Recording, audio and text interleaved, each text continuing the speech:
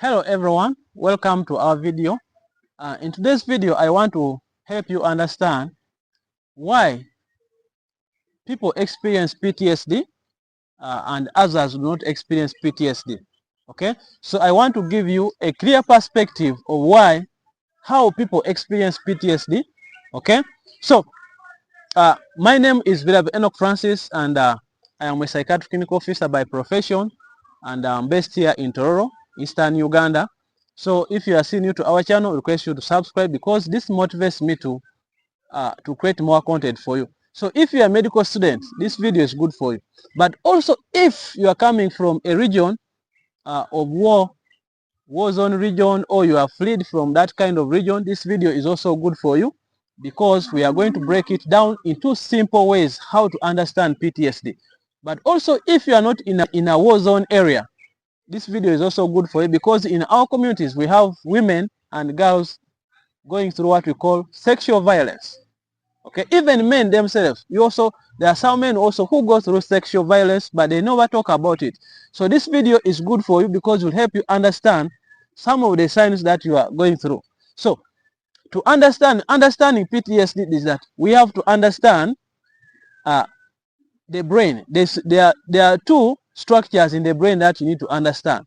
Okay, and these are the two. We have what we call the hippocampus and also what we call the amygdala. Okay, so I am going to look at to break for you these two. We are going to look at the two, their functions, and how they play an important role in for people who are experiencing PTSD.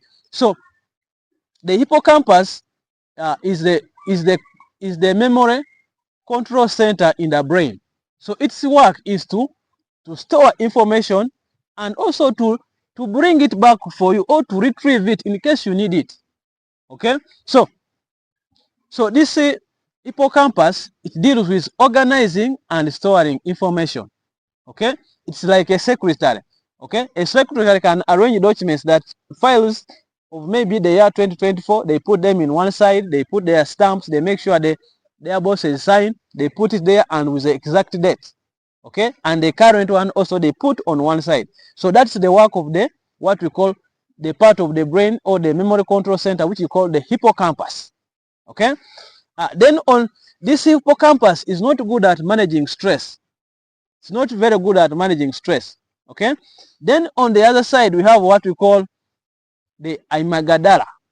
So this part of the brain is responsible for organizing and storing scary memories. So if you go through something which is scaring or life-threatening, this part of the brain keeps that memory within your brain, so that if in case you encounter a similar experience, then your body is set in what we call fight and flight. Like you have to run out for your life. Either you face that experience or you run away.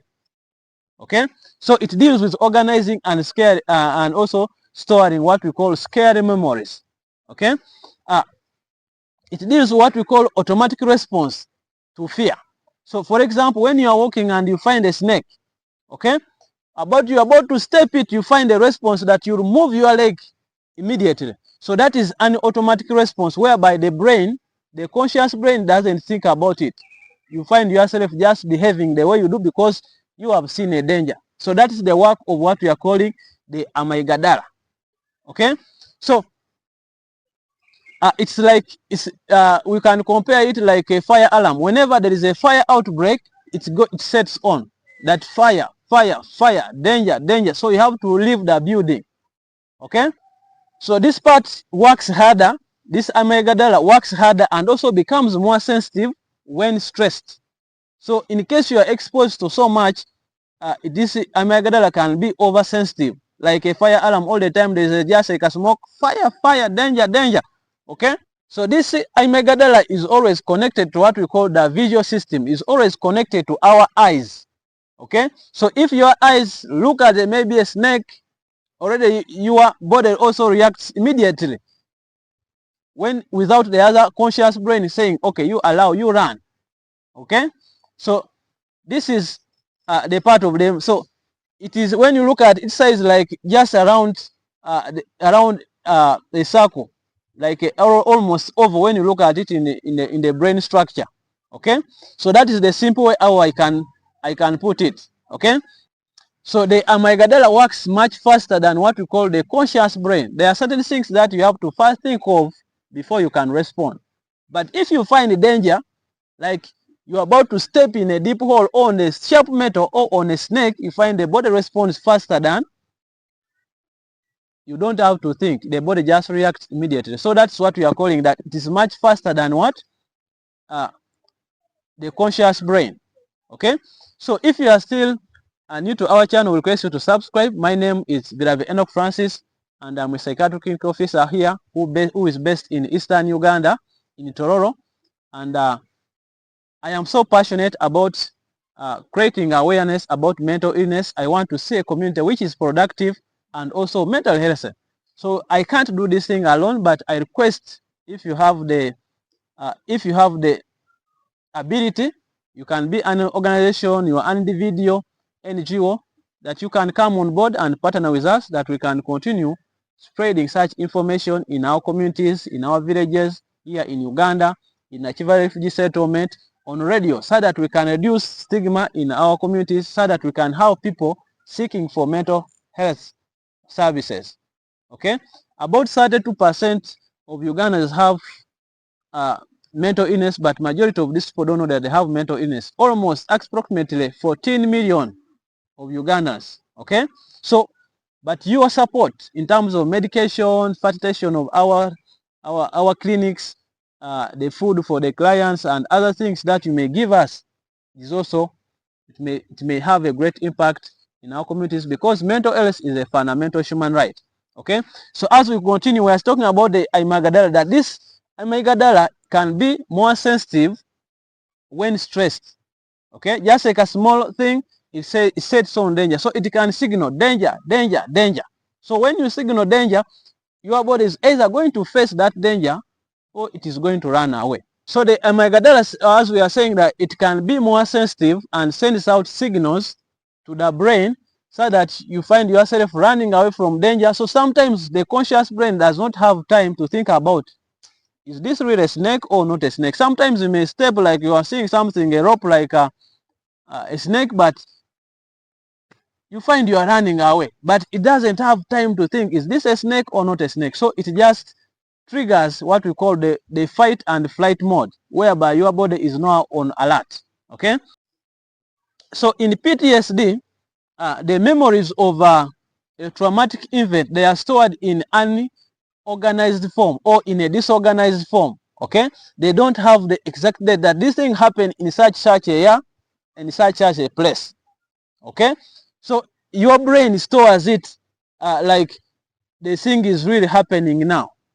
Okay, so the amygdala keeps those scary memories, because the one which stores those scary memories, so it keeps them in the brain, whereby they don't have the exact date. For example, if you have experienced maybe sexual violence, okay, your brain does not know that this act happening maybe in Congo, okay, in such a date and a month.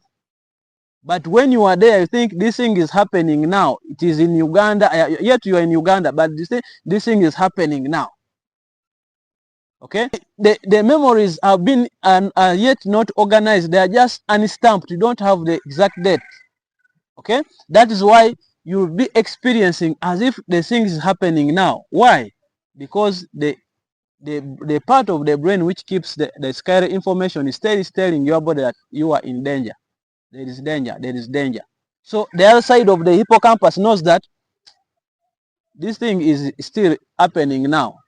It cannot store it. So if this information is kept in the brain and is still in a disorganized format, like the brain will react as if it is happening now, not something of the past. Okay, this makes people to react in what we call irrational ways, in ways that are not relevant to the current situation. For example, you find someone who is patrolling the house at night. During daytime, he thinks this thing is going, I am in danger. The rebels are going to attack me. But the brain, the conscious mind doesn't have time to think that, oh, where are you? Where does this thing happen? Where did it happen? It happened maybe in DRC. Okay, where am I? I am in Uganda. I am in Nakivale. I am in Kampala. But because the information, the way it has been stored in your brain, it is stored in without the exact date, okay, in a disorganized format. So the brain, you feel like the thing is happening. So people behave in a irrational way. So when you hear the sound of a gun or anything falling down, you think people are breaking the door. They are coming to attack you. So that's why people experience what we call PTSD. So in case maybe you get any reminder of a traumatic event, maybe people talk about it, it triggers those memories. Okay? So this is why people experiencing what? PTSD. So you have to understand the two parts of the brain, which is the hippocampus and the amygdala. So we are saying the hippocampus is like a secretary. So you organize the information and put it there. This information is for 2024, December, such a date. Okay, then the amygdala is responsible for storing what we call scary memories. So in case you face a similar incident, then your body is set on what we call flight or fight. You either face that event or you take off. Okay, so that is why people experience PTSD and you feel like things are happening now. Okay, so if you found this information helpful, please subscribe to our YouTube channel, and we request that you come and partner with us that we can continue spreading mental health messages in our communities. We want a community which is mentally productive, a community that is free from stigma. So if you are that person, please get in touch with us and we shall be grateful. See you in our next video. Thank you.